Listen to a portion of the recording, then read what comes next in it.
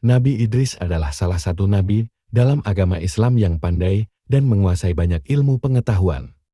Dikutip dari buku The Prophet, Nabi Idris adalah orang pertama yang pandai tulis-menulis menggunakan pena, menjahit dengan jarum dan kain, ahli perbintangan, serta ilmu alam dan matematika. Nabi Idris merupakan keturunan Nabi Adam, tepatnya dari putranya Kabil dan Iklimah.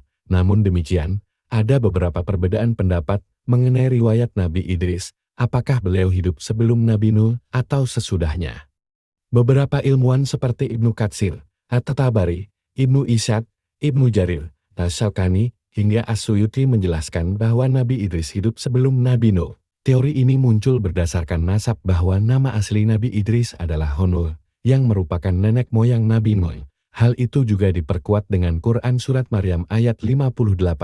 Mereka itulah orang-orang yang Allah telah beri nikmat, yaitu kalangan para nabi dari keturunan Adam, dan dari orang yang kami angkat bersama Nuh, dari keturunan Ibrahim dan Israel, dan dari orang-orang yang kami beri petunjuk dan telah kami pilih.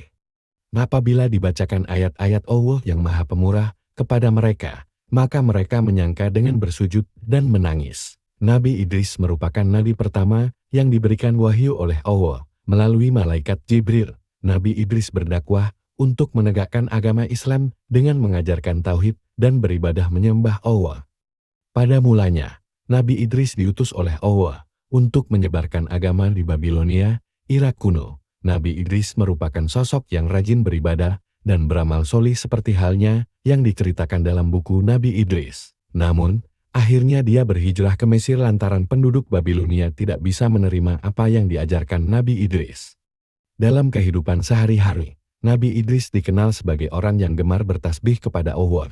Dia juga selalu melakukan perbuatan baik seperti belajar, menulis, dan menjahit. Keterampilan-keterampilan itu perlahan-lahan dia ajarkan kepada kaumnya. Di samping terkenal sebagai orang yang sabar, Nabi Idris juga dikenal pemberani. Karena hal ini, beliau mendapat julukan singa Allah, dan Allah pun ikut memberi Nabi Idris julukan Asadul Usud karena ia tidak pernah berputus asa ketika Allah memberinya perintah untuk menyebarkan agama. Ada banyak pendapat terkait akhir hayat Nabi Idris. Dalam tafsir Ibnu Katsir, dituliskan pendapat Ibnu Jarir tentang Ka'ab yang menceritakan proses kematian Nabi Idris. Ka'ab berkata Allah telah mewahyukan kepada Idris akan mengangkat amal bagi Idris setiap harinya sebanding dengan semua amal anak-anak Adam. Kemudian datanglah seorang malaikat kepadanya. Idris lantas meminta agar ajalnya ditangguhkan.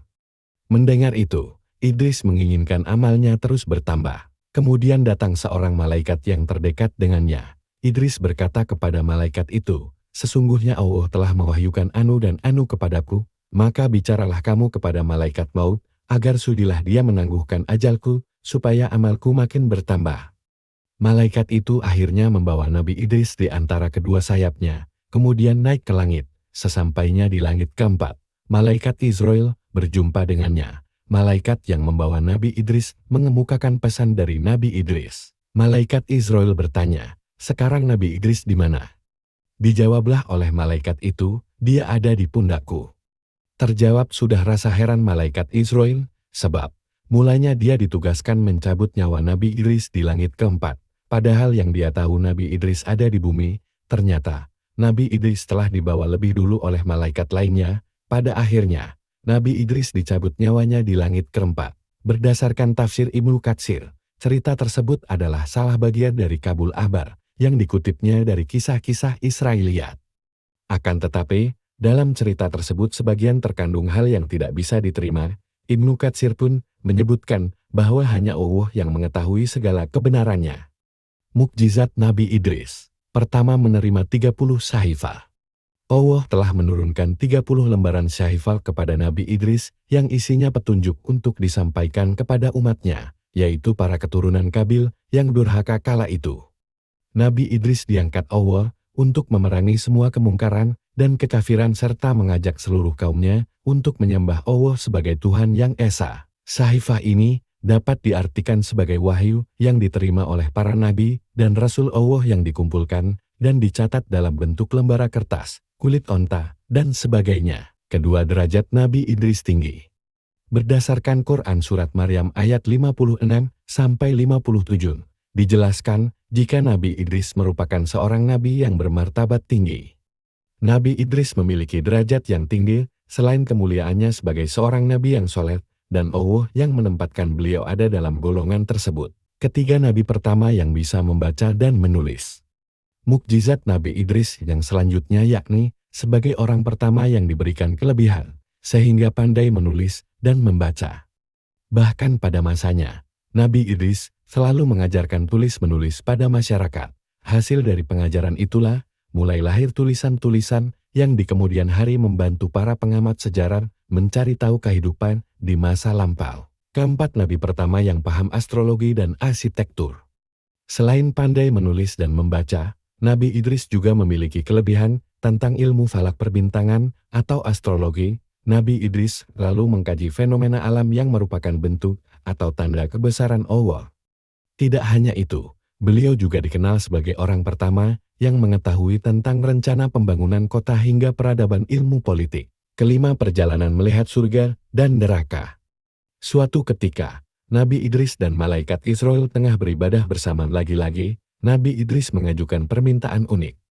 Apakah kau bisa membawaku melihat indahnya surga dan dahsyatnya api neraka, wahai malaikat Israel? Tanya Nabi Idris. Malaikat Israel pun menjawab, wahai Nabi Allah, lagi-lagi permintaan darimu sungguh aneh. Mengapa kau meminta hal itu? Bahkan para malaikat pun takut melihat neraka, tetapi kau malah memintanya. Nabi Idris menjawab, jujur saja, aku takut sekali dengan azab Allah itu, semoga iman dan takwaku kian bertambah setelah melihat neraka. Malaikat Israel lantas meminta izin kepada Allah untuk membawa Nabi Idris ke neraka. Permintaan itu pun dikabulkan oleh Allah. Mereka lalu pergi untuk melihat neraka. Saat hampir dekat lokasi, Nabi Idris langsung pingsan, sebab dia melihat malaikat penjaga neraka yang sangat menakutkan. Ia menyeret dan menyiksa manusia-manusia yang mendurhakai Allah semasa hidup di dunia. Rupa-rupanya Nabi Idris tidak sanggup menyaksikan berbagai siksaan yang sungguh mengerikan itu. Seumur hidupnya, tidak ada pemandangan yang lebih mengerikan dibandingkan dengan dahsyatnya api neraka, api berkobar-kobar, bunyi yang bermuruh menakutkan, dan hal-hal yang mengerikan lainnya. Dia tak bisa membayangkan apabila hal itu menimpa umatnya kelak. Dia pun ingin semakin giat berdakwah, agar tidak ada umatnya yang tersesat dari jalan Allah dan berakhir termakan api neraka. Nabi Idris pun lantas meninggalkan neraka dengan tubuh lemas dan penuh rasa takut. Bayangan api neraka dan segala siksaan di dalamnya masih menghantui dirinya. Selanjutnya, malaikat Israel mengantarkan Nabi Idris ke surga.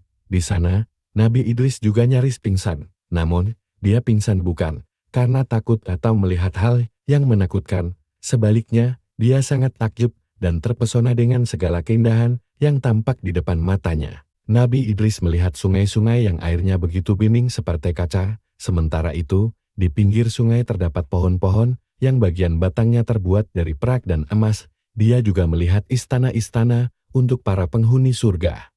Sepanjang mata memandang, ada pohon yang menghasilkan buah-buahan yang begitu segar, ranum dan harum. Setelah puas berkeliling, malaikat Israel mengajak Nabi Idris pulang ke bumi. Akan tetapi, Nabi Idris enggan pulang. Dia terlena dan ingin tetap berada di surga. Malaikat Israel lantas memperingatkannya, kamu boleh tinggal di sini setelah kiamat nanti. Setelah semua amal ibadah dihisap oleh Allah, barulah kamu bisa menghuni surga bersama para nabi dan orang beriman lainnya. Nabi Idris pun mengangguk. Aku akan terus beribadah kepada Allah hingga hari kiamat tiba. Demikian kisah Nabi Idris lengkap dengan mukjizat yang terjadi pada dirinya. Semoga kita dapat meneladaninya. Jangan lupa subscribe, like, share, dan komen. Terima kasih telah mendengarkan sampai akhir video.